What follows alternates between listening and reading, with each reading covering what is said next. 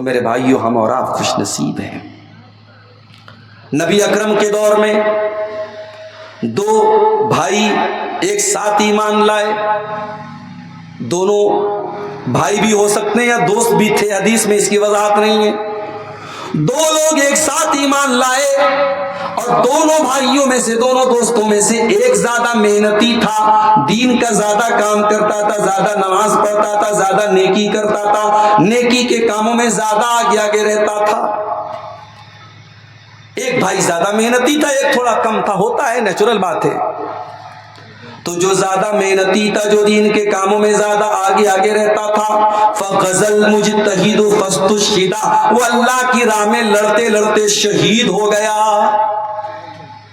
دوسرا بھائی جو اتنی محنت نہیں کرتا تھا، دین کے معاملے میں اپنے بھائی سے کچھ کمزور تھا، وہ 1 سال تک زندہ رہا اور 1 سال کے بعد اس کا انتقال ہو گیا، نیچرل ڈیتھ ہو گئی، انتقال ہو گیا۔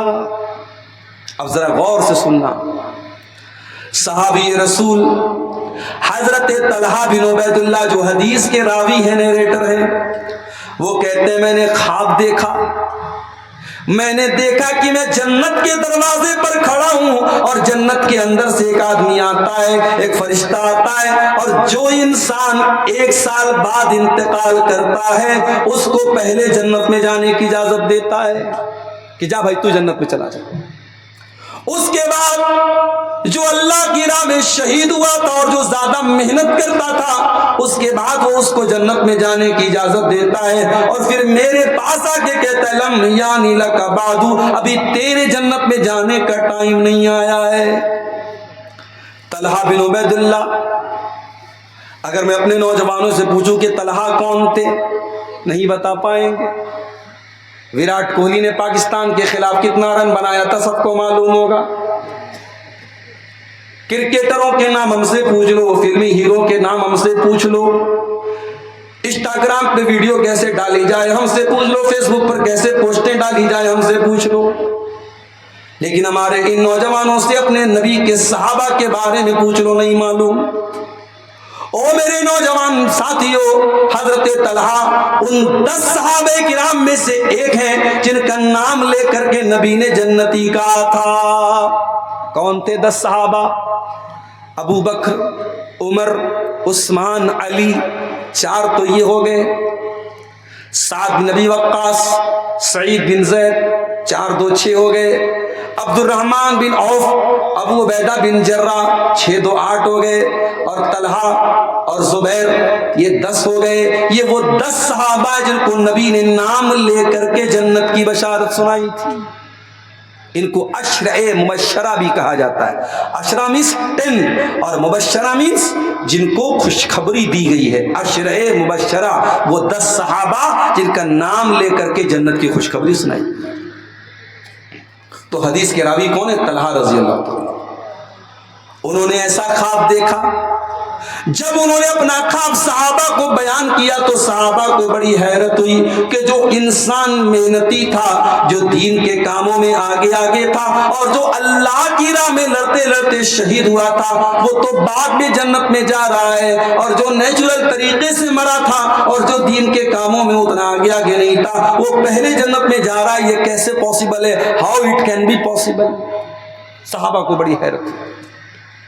جب یہ بات جناب محمد رسول اللہ صلی اللہ علیہ وسلم تک پہنچی، آپ نے صحابہ سے پوچھا من ای ذالک تعجبون، اے میرے صحابہ تمہیں کیوں تعجب ہو رہا ہے؟ صحابہ نے کہا اللہ کے نبی یہ بات ہضم نہیں ہو رہی ہے، یہ بات سمجھ میں نہیں آ رہی ہے کہ جو انسان اللہ کی راہ میں شہید ہوا ہے اور جو دین کے کاموں میں آگے آگے ہے وہ بعد میں جنت میں جا رہا ہے، اور جو اتنا آگے آگے بھی نہیں ہے وہ پہلے جنت میں جا رہا ہے۔ آپ نے فرمایا الیس قد مکث بعدہ سنۃ، اے میرے صحابہ جس کا انتقال بعد میں ہوا تھا، کیا اس نے زندگی میں 1 سال زیادہ نہیں پایا؟ کیا اس کی زندگی میں 1 سال زیادہ نہیں ملا؟ ہاں اللہ کے نبی، اس کی زندگی میں 1 سال زیادہ ملا۔ الیس قد ادرک رمضان، کیا اس نے رمضان کا مہینہ نہیں پایا؟ کیا اس نے 1 سال اور رمضان نہیں پایا؟ رمضان کا روزہ نہیں رکھا؟ کیا 1 سال اس نے زیادہ نماز نہیں پڑھی؟ ہاں اللہ کے نبی یہ بات تو صحیح ہے، جب 1 سال زیادہ زندہ رہا تو ایک رمضان اس کو اور ملا، 1 سال اس نے زیادہ نماز پڑھی۔ آپ نے فرمایا فَكَانَ مَا بَيْنَهُمَا أَبْعَدُ مِمَّا بَيْنَ الْأَرْضِ وَالسَّمَاءِ۔ اے میرے صحابہ، جب 1 سال زیادہ اس کو زندگی ملی تھی اور ایک رمضان کا مہینہ زیادہ ملا تھا، تو کان کھول کر کے سن لو کہ دونوں برابر نہیں ہو سکتے، دونوں کے مقام و مرتبے کے بیچ میں اتنی ہی دوری ہے جتنی زمین و آسمان کے بیچ کی دوری ہے۔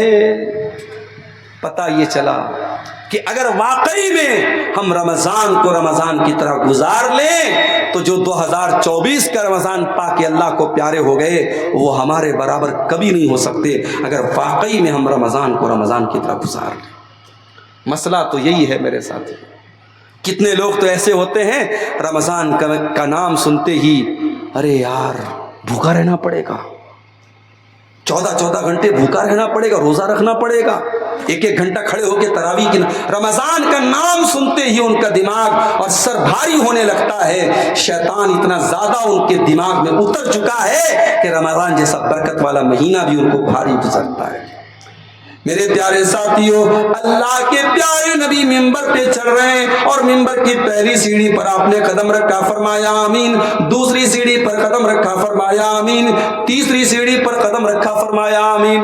صحابہ نے کہا اللہ کے نبی کیا بات ہے، ایسا ہوتا تو نہیں تھا کہ آپ ممبر پہ چلے اور آمین آمین بولے، آپ نے 3 مرتبہ آمین کہا، کیا بات ہے؟ آپ نے فرمایا اے میرے صحابہ، جب میں ممبر کی پہلی سیڑھی پر چڑھا تو جبریل علیہ السلام آئے اور انہوں نے کہا من ادرک رمضان فلم یغفر لہ، جو رمضان کا مہینہ پائے اور اپنی بخشش نہ کروا سکے، اپنی مغفرت نہ کروا سکے، رمضان میں اللہ تعالیٰ کو راضی نہ کر سکے، خوش نہ کر سکے، اپنے گناہوں کی معافی نہ منگوا سکے، ایسا انسان اللہ کی رحمت سے دور ہو جائے، ایسے انسان کو اللہ تعالیٰ اپنی رحمت سے دور کر دے۔ جبریل نے یہ بد دعا کی اور میں نے آمین کہا۔ پھر جب دوسری سیڑھی پر قدم رکھا، جبریل نے کہا من ادرک والدیہ، جو اپنے ماں باپ میں سے دونوں کو یا کسی ایک کو بڑھاپے کی حالت میں پائے اور دونوں کی خدمت کر کے اپنے آپ کو جنت کا حقدار نہ بنا سکے۔ وہ بوڑھے ماں باپ تمہارے گھر میں اگر موجود ہیں، ان بوڑھے ماں باپ کو کبھی بوجھ نہ سمجھنا میرے بھائیوں۔ تمہیں اگر بوڑھی ماں ملی ہے، بوڑھے باپ ملے، ان کی خدمت کرنے میں کبھی تم اپنے آپ اپنے دل پر کبھی کوئی بوجھ نہ آنے دینا، یہ تو اللہ نے تم کو خوشی کا موقع دیا ہے، یہ تو اللہ نے تم کو جنت کمانے کا موقع دیا ہے۔ آج ہوتا کیا ہے، ماں کے مرنے کے بعد ہم مسجد میں چندہ دیتے ہیں، مدرسے میں چندہ دیتے ہیں، ماں زندہ ہے، 100 روپے کی دوا ماں کی لانی ہے تو ہمیں حساب و کتاب دیکھنا پڑتا ہے، یار 100 روپیہ دینا پڑے گا ماں کو۔ باپ کو 100 روپیہ دینا پڑ جائے تو ہمیں کمائی کا حساب یاد آنے لگتا ہے، یار 100 روپیہ باپ کو دینا پڑے گا۔ باپ مر گیا، ماں مر گئی تو ہم مدرسے میں 1 لاکھ روپیہ چندہ دے رہے ہیں، مسجد میں 1 لاکھ چندہ دے رہے ہیں۔ معاف کرنا میرے ساتھیوں، ماں باپ کی زندگی میں سیوا کرو، ان کی زندگی میں ان کی قدر کرو، ان کے اوپر خرچ کرو، ان کے دل کو خوش کرو۔ اللہ کے نبی بد دعا کر رہے ہیں اس انسان کے اوپر جو ماں باپ کو بڑھاپے میں پائے اور ماں باپ اس کو جنت میں داخل نہ کر سکے۔ پھر آپ نے فرمایا میں نے تیسری سیڑھی پر قدم رکھا تو جبریل علیہ السلام نے کہا کہ اے اللہ کے نبی، جس انسان کے سامنے آپ کا نام لیا جائے، محمد کہا جائے صلی اللہ علیہ وسلم، اور وہ آپ کے اوپر درود نہ پڑھے، وہ صلی اللہ علیہ وسلم نہ پڑھے، اس انسان کو بھی اللہ اپنی رحمتوں سے دور کر دے۔ اس کے اوپر بھی جبریل نے بد دعا کی اور نبی نے آمین کہی۔ پتہ یہ چلا کہ جو رمضان کو صحیح طریقے سے نہ گزارے اس پر جبریل کی بد دعا ہے اور نبی کی آمین ہے۔ کتنا بد نصیب ہے وہ انسان میرے پیارے ساتھی۔ وہ برکت والا مہینہ بس 2 دن کے بعد شروع ہونے والا ہے۔ تیار ہو جاؤ مسلمانوں، تیار ہو جاؤ۔ آپ کے گھر میں کوئی مہمان آتا ہے، آپ مہمان کی عزت کرتے ہیں۔ خاص طور سے یہ جو سیمانچل کا علاقہ ہے، میں یہاں دیکھتا ہوں، میں تو پورے انڈیا میں الحمدللہ جاتا ہوں، ہر علاقے کا اپنا مہمان نوازی کا الگ طریقہ ہوتا ہے، لیکن سیمانچل میں شیرشاہ آبادی برادری میں دیکھتا ہوں کہ جب بھی کوئی مہمان آتا ہے تو کھانا کے پہلے کیا کھلاتے ہیں؟ اس کو ناشتہ کراتے ہیں۔ ناشتے میں کیا ہے صاحب؟ وہ کچھ سیب رکھ دیتے ہیں، کچھ کشمش رکھ دیتے ہیں، تھوڑا بہت کاجو رکھ دیتے ہیں، کچھ نمکین، کچھ میٹھا۔ یہ کلچر ہے آپ کے علاقے کا۔ کیوں کرتے ہیں بھائی ایسا؟ کیونکہ ہمارے یہاں کا کلچر ہے مہمان کو ہم اس طریقے سے سمان دیتے ہیں، عزت دیتے ہیں۔